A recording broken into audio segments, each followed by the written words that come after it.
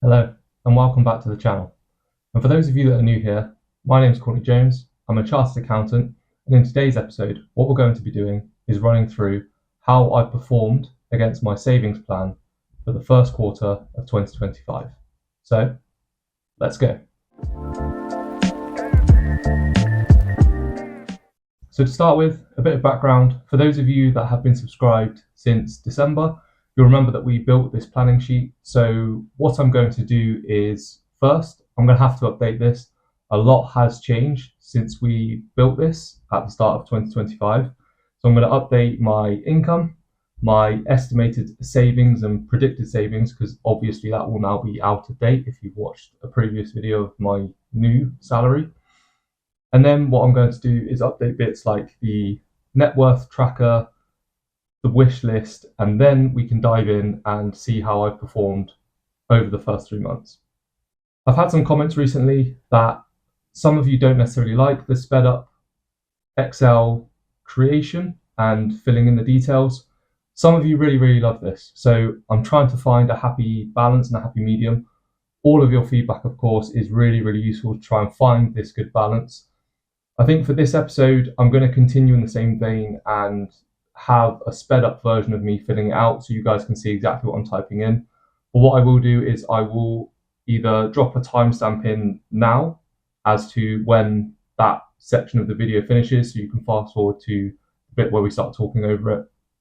And then in future Excel spreadsheets where it's less of a holistic view, and I'm just putting out different bits and pieces that are for people to use for specific targeted bits of finance, I may just gloss over the entire creation bit and maybe have some talk or spoken narrative, over the top of that rather than music. But we'll see how we pan out. That's enough of me blabbing on. Let's jump in.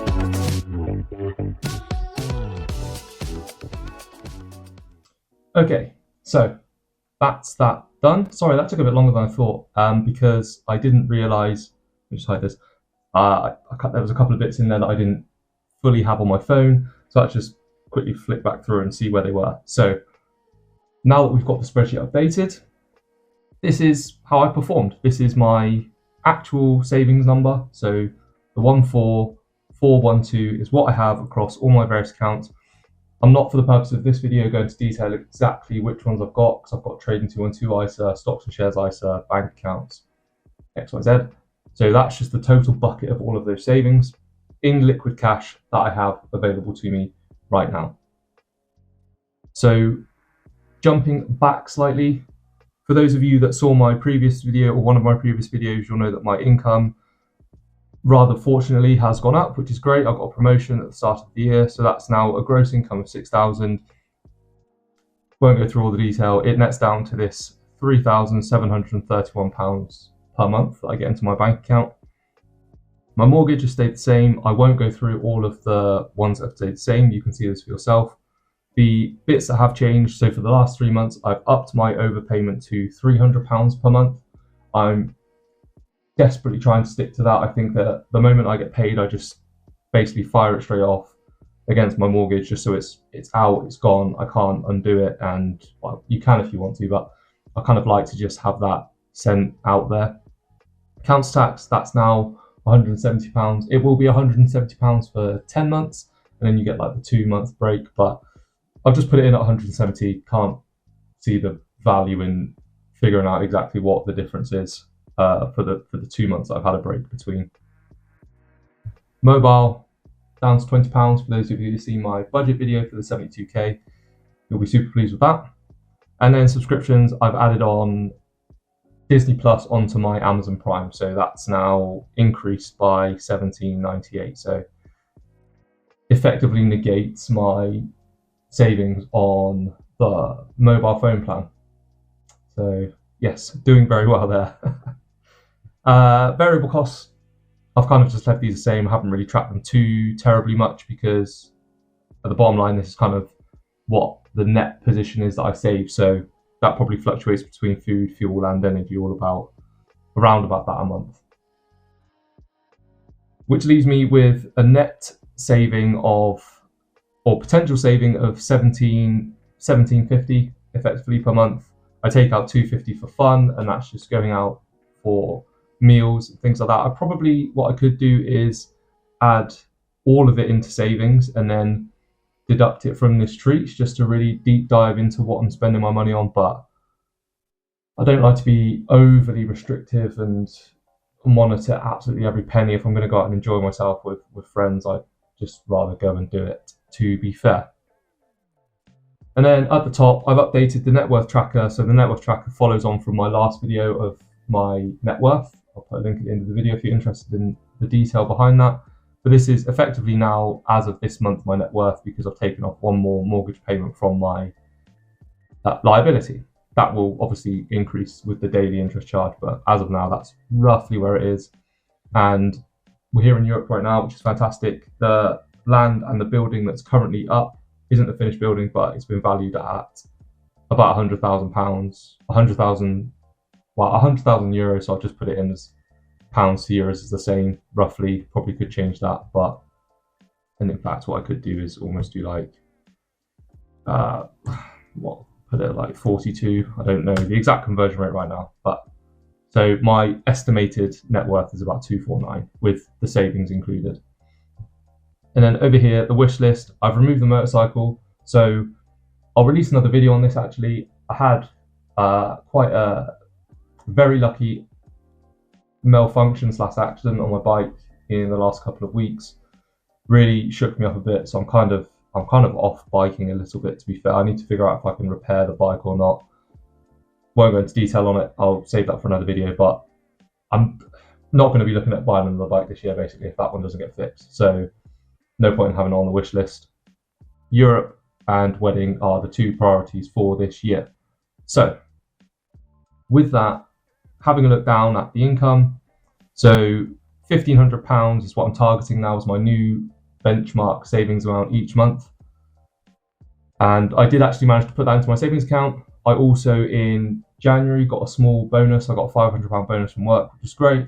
Net, when you get taxed on that, that came out at £238. So I'm glad the government benefited from my hard work as well as I did, which is also nice. I'm happy to be contributing there. And then over to the right, we'll see why it's come down quite a fair bit. So I had £250 was to MOT and service the motorcycle. That was literally the day of the malfunction. So that was good. I'm glad that I pumped the money into the bike before it broke. Absolutely fantastic. I've spent £120. This is on a certificate of no impediment for marriage. So to be able to get married, oh my God. I can't spell. There we go. It's high pressured. It's very high pressured on YouTube. I can't explain it, but when you're recording yourself, you get these sort of things wrong. Certificate of no impediment, that is so that I'm able to get married overseas. So you have to get a signed document from the council that then has to be sent off to London to get apostilled. And between applying for the document, paying for the postage to and from London, it came to about £120 for that. We've now brought that over with us and it's being translated so we can prep for the wedding, which is good. We also bought wedding rings here. So this is just my share. We went 50-50 on the wedding rings, so they were reasonably priced. Well, it was about £1,500. We split it down the middle between me and my partner, which was, it is what it is. That's how much wedding rings cost. We're only planning to do it once, so we'll see how that goes. But those are now bought. And what I'm thinking of doing up here for this wedding wish list point is almost saying equals that, and then taking away the amounts that have been applied to the wish list. So what we've already effectively spent on the wedding, which leaves us with a budget of about £7,000 now for the actual ceremony, booking, blah, blah, blah, all of that. We'll see how that goes.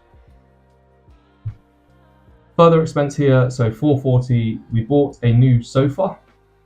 I'll flash up a picture here of the one we bought. Nothing too flash, but it's the first brand new sofa I've ever owned, or we've ever owned, because we went again 50-50 on this, which was great. So, new sofa. The one I have now is a £200 one that I bought when I first bought the house. Given the promotion, I thought that I would treat myself so that we can have a bit more comfort in the house. Why not? We've never really splurged too much on things like this, so we didn't go over the top. We paid for it all in 1 month as well, which was great. I did look at the financing option, and I may put out a short about this because it's a bit of a rip-off really, but I paid for it all up front for reasons I'll explain in maybe a later video, and that is what that was for. And then the EU visit, £400, that's for flights here and back, as well as car hire. We flew the day after the Heathrow incident, so we also bought another set of tickets to come out on the day after with Ryanair. Ended up not needing those, but at the time that we booked them, we thought we might need them, so we're waiting for refunds to come through, which might lower the price of that, but that's my half of what we've spent to come over here for this trip so far.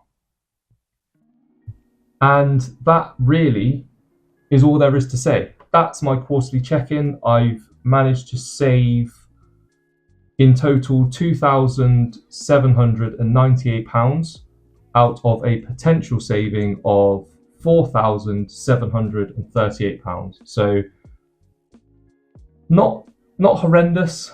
I've lost, well, we can tell you here. So overall, I've spent an additional £2,000 on things that I should have either forecast or potentially could have avoided. The things that I could have avoided really are probably this £1,300. Maybe if you want to include the EU visit, £1,600. The vehicle kind of is what it is. But I really wanted to make the point here to say that life happens. I consider myself quite good with my personal finance. It's the main purpose behind this channel is to advocate for good management of your own personal finance.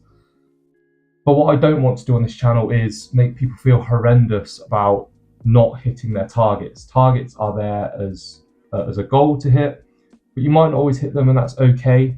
I think as long as you can just justify it by using something like this, then it's not as bad. We do want to get married, and I think that it's important to make sure that people are aware that life does happen, and these life events are also important. Life isn't always just about saving money, as much as it pains me to say that. You do have to have these experiences, you do have to enjoy yourself. I'm in my 30s now, so I'm in less of a hustle grind period in my life. In my 20s, I did waste a bit, as some of the OG subscribers will know on my previous videos about my wasting of money. But from my mid-20s to probably now, maybe last year, I was really grinding, saving as much as I could, investing as heavily as I could. I'm still doing that, but now I have a bit of free cash that I can use for things I want to do, because that is ultimately the point in life. And the point of money isn't, as much as maybe the recent budget would have you believe, the point of going to work isn't just to pay taxes and eat food. In my mind, you do want to actually enjoy some of it, or what little of it you're allowed to keep. Oh God, I need to. I'll remove the cynicism from my voice. To be fair, let's keep this financial, not political. I don't think there's anything else really for me to cover. I don't know if that's what you guys were expecting or if this is the sort of format that you like. I wanted to keep this quite brief, and hopefully you can follow along and implement this in your own spreadsheets if you've downloaded them. The link is in one of my previous community posts, so have a look at that. What's next after this video? So I will continue to put out free guides for personal finance. I really enjoy it. It's my bread and butter, and it's something that I heavily advocate for. However, on the side of that, we are also, as you can maybe see, we're back in Europe this week. I'm finishing up episode 10 of the Bulgaria project, as it's going to be named. This is going to document our process from start to finish of investing and building in Bulgaria. So I'm looking at possibly releasing that in April, maybe May. Depends what happens with this next week and timelines, because what I don't want to do is start releasing them too early and then run out of content, or there'll be a big gap in the content. I want to keep it really clean and concise for everyone who's interested, the lineage of start to finish. We're obviously not at the finish line yet, so I feel like if I start releasing it now, then by the time we get to the finish, it will be current. So if any of you guys have any points, questions, anything like that, it will be, hopefully the viewing time will catch up with the build time. So at the point we're ending, maybe we can do like a Q&A session for anyone who's watched the whole series up to that point and wants some more detail on what we've done. That was quite a long-winded next steps, but hopefully that makes sense. For now though, there's nothing left from me. Again, thank you all so much for the continued support. The channel's growing very nicely, and it's great that everyone's engaged in this content. I genuinely didn't think that there would be more than maybe 10 or 15 people that would actually be interested in personal finance, but I'm glad that you are. I'm glad that I can give you some value. Anything that you don't like or do like, please leave it down in the comments, and of course I will try to reflect it in videos going forwards and tailor my content. But for now, thank you all so much for watching, and I'll see you in the next one. Bye bye.